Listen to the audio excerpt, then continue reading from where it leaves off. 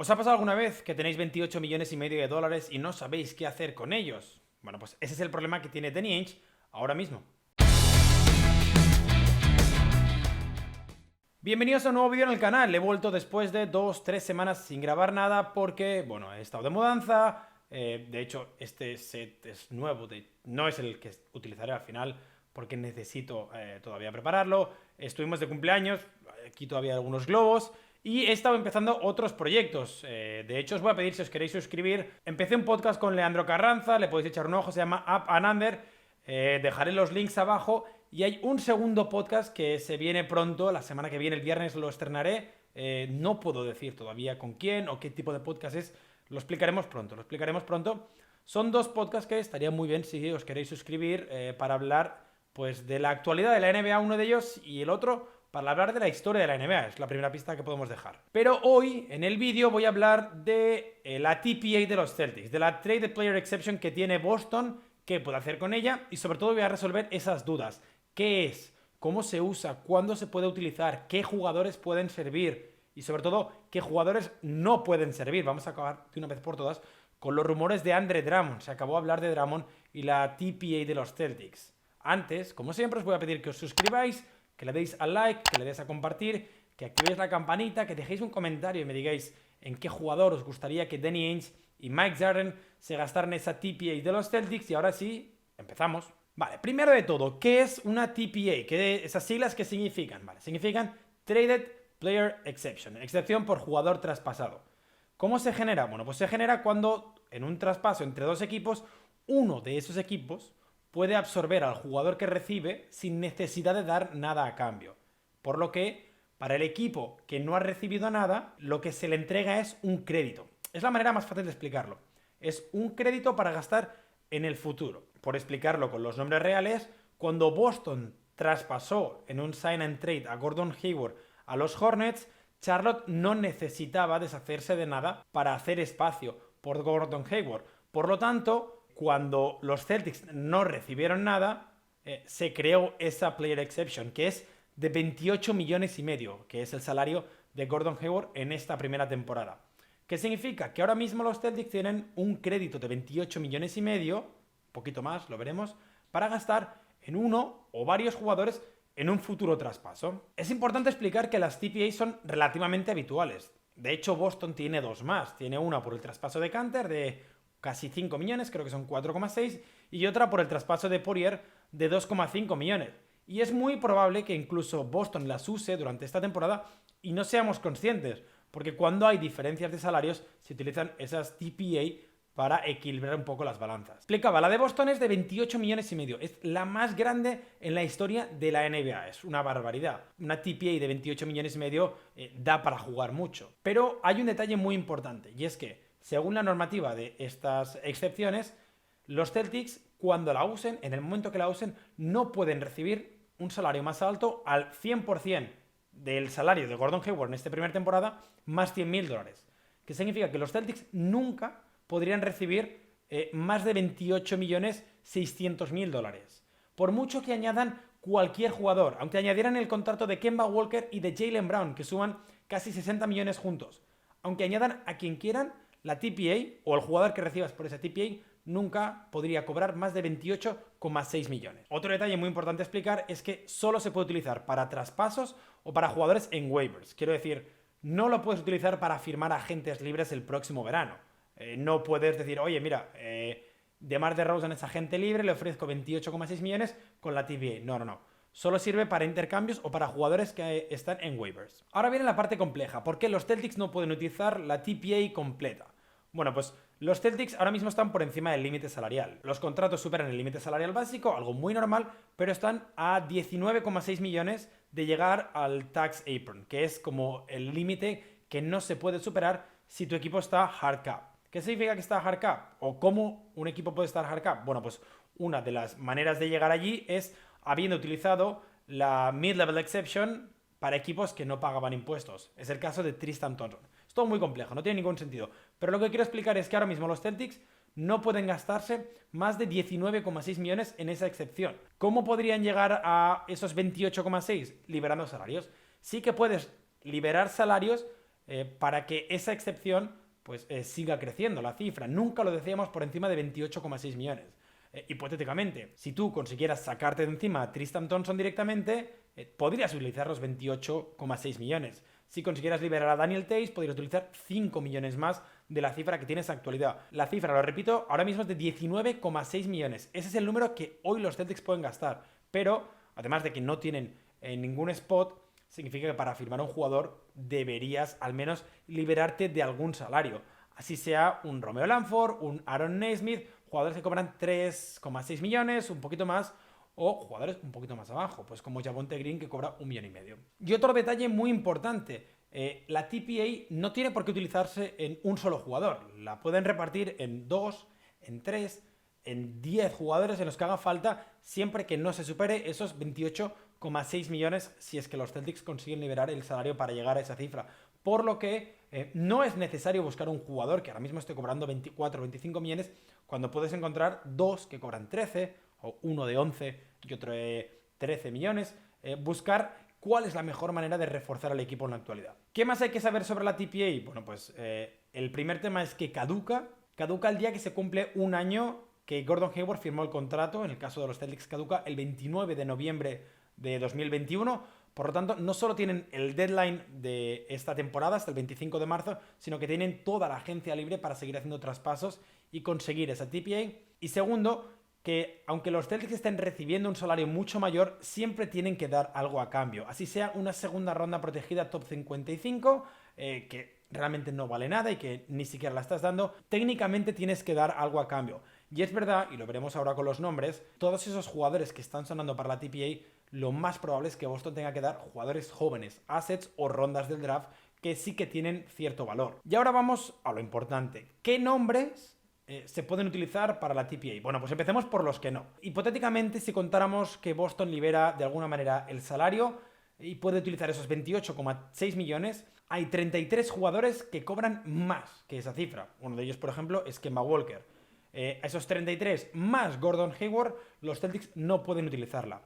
¿Quién está por encima de 28,6 millones? Escuchad atentamente. Andre Drummond o Bradley Beal. Los Celtics no pueden utilizar la excepción en Andre Drummond o en Bradley Beal. Imposible, impensable. Si quieres adquirir esos jugadores, si quieres adquirir a Drummond por el motivo que sea, tienes que dar el salario equitativo a Andre Drummond a cambio. Si alguien en su sano juicio quiere cambiar a Kemba Walker por Andre Drummond, tiene un problema. Si miramos la cifra actual, que es de 19,6, hay más jugadores por encima de ese número. Hay 56 jugadores por encima de ese número, pero imaginemos que los Celtics consiguen liberar cierto espacio. ¿Qué jugadores hay? Alrededor de los 18 o 20 millones, quizá un poquito más, que encajen para lo que necesita ahora mismo Boston o lo que Danny Ainge ha dicho que necesitan los Celtics, que es defensa, un wing y juego perimetral, y que no es que estén en la puerta de salida, pero que haya algún motivo por el cual sí que uno pueda pensar, oye, este jugador puede salir. Por ejemplo, no voy a hablar de Jeremy Grant, porque los Pistons por ningún motivo del mundo van a traspasar a su mejor hombre, un hombre por el que acaban de dar mucho dinero y por el que, o en el que se supone que van a iniciar un proyecto de futuro. Sí que hay otros jugadores que quizá puedes pensar son mejores o peores que Jeremy Grant, pero que están más disponibles. Los he puesto en orden. Para mí, el primero, el máximo candidato y el jugador que los Celtics deberían mirar sí o sí es Harrison Barnes. El de los Kings me gusta por dos motivos. Principalmente, puede defender a jugadores perimetrales más altos. Lo vimos con Jason Tatum, hizo un muy buen trabajo con Jason Tatum. Y segundo, ha mejorado mucho su tiro de tres desde la época de Golden State. Entonces creo que se adaptaría perfectamente. Te quedas con un quinteto con Kemba Walker, Marcus Smart, Jason Tatum, Jaylen Brown y Harrison Barnes, que incluso podría hacer de 5 en situaciones muy arriesgadas. Ha jugado de 5 en algún momento esta temporada en los Kings. O si no, incluso con Marcus Smart desde el banquillo, pones a Harrison Barnes de titular. Y tienes un banquillo ahora con Marcus Smart, Peyton Pritchard, Grant Williams y Tristan Thompson. Es un banquillo bastante más interesante al que tienes en la actualidad.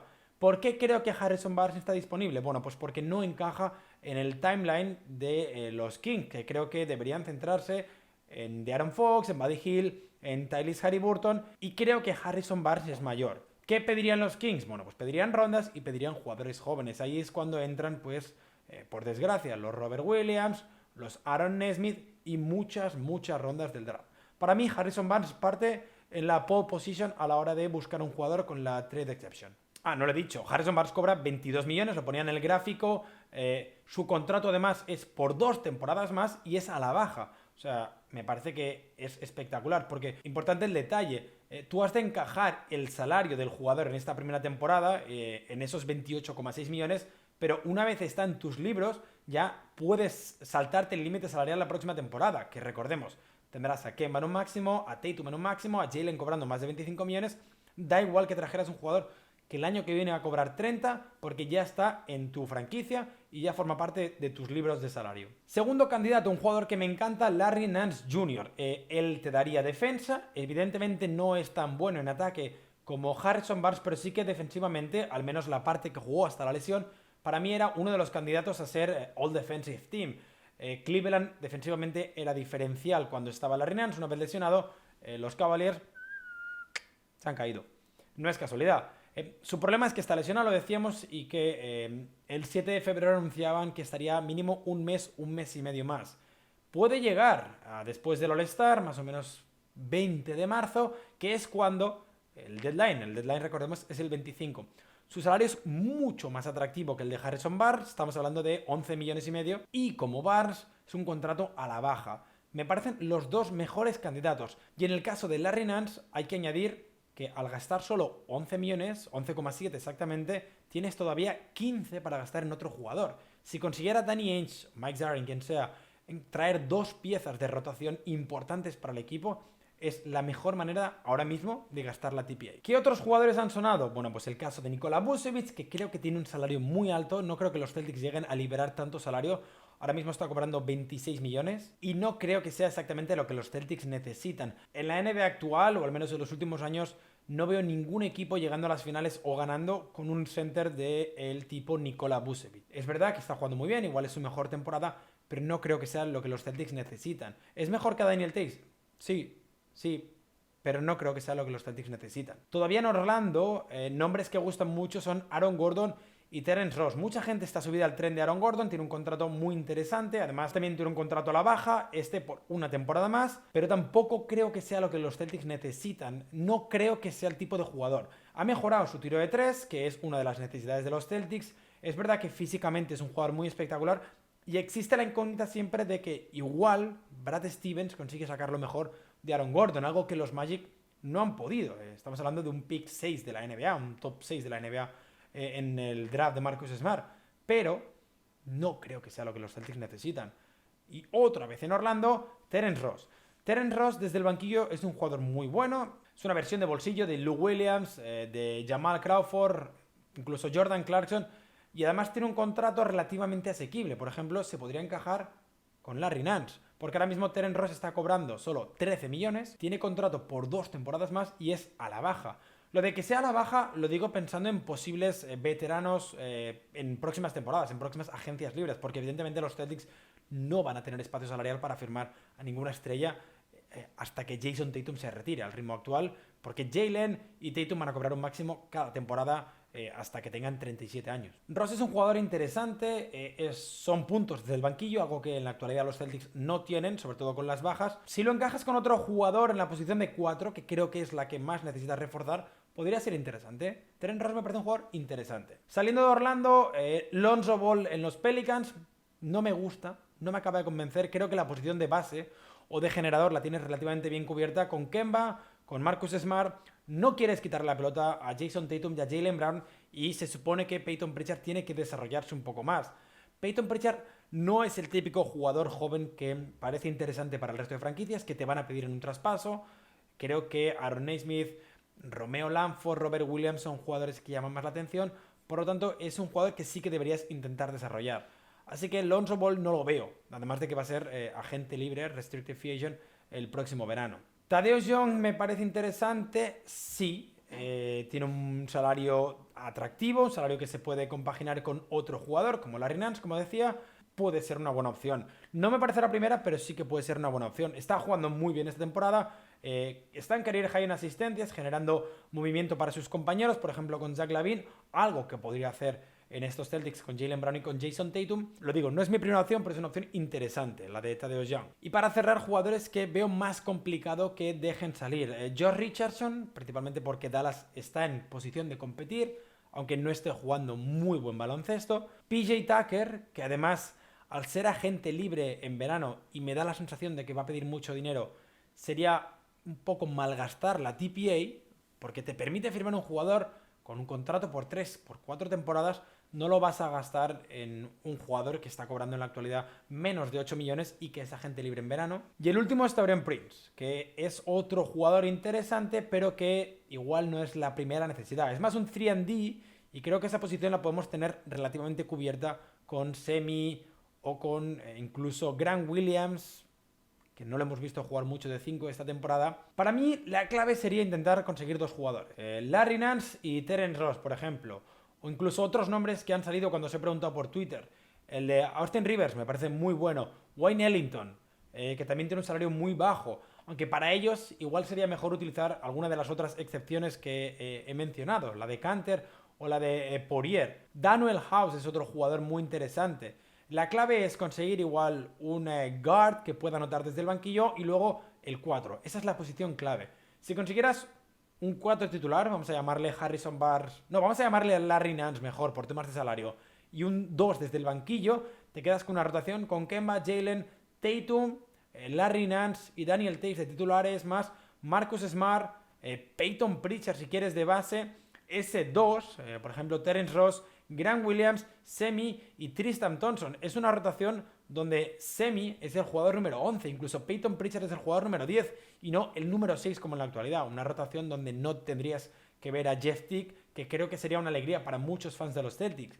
A cambio, evidentemente habría que dar muchas rondas del draft, muchos jugadores jóvenes, mucho talento, pero seamos sinceros, si los Celtics quieren competir ya, no te sirve de nada tener a Carson Edwards, tener a Tremont Waters, tener a Romeo, tener a Aaron Nesmith, y la lista sigue y sigue. No necesitas tantos jugadores jóvenes ni tantas rondas del draft. Lo que necesitas es construir alrededor de Jaylen Brown y de Jason Tatum. Pero bueno, de eso hablaré otro día. Creo que esas eran las principales dudas sobre la TPA. ¿Qué es? ¿Cómo se usa? ¿Cuándo caduca? ¿Se puede repartir en varios jugadores? ¿Cuál es la cifra actual? Y sobre todo, lo que os interesa a todos, los nombres. Para mí, si se pudiera, la mejor opción sería gastarla en Larry Nance y en Terence Ross. Son 2 proyectos, Orlando y Cleveland, que no deberían competir esta temporada por el anillo, seguramente ni la siguiente, por lo que si les das jóvenes atractivos, más rondas del draft, ciertos assets, podrían estar dispuestos a dar jugadores que no son proyectos de futuro, no son Colin Sexton, Markel Fultz, Cole Anthony o Jarrett Allen. Me interesa mucho saber qué pensáis, en quién os gustaría gastar esa excepción. Sobre todo recordar, no se puede utilizar en Andre Drummond ni en Bradley Beal. Y sobre todo, importante, traspasos realistas.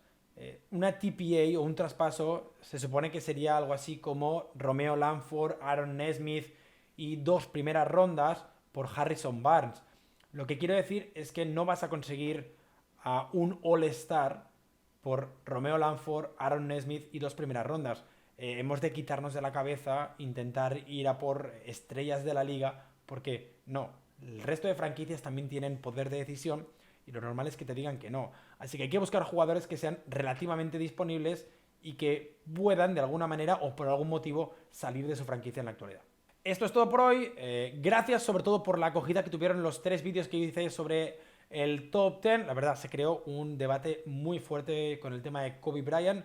Mi opinión es muy clara. Y esto es todo por hoy. La semana que viene más.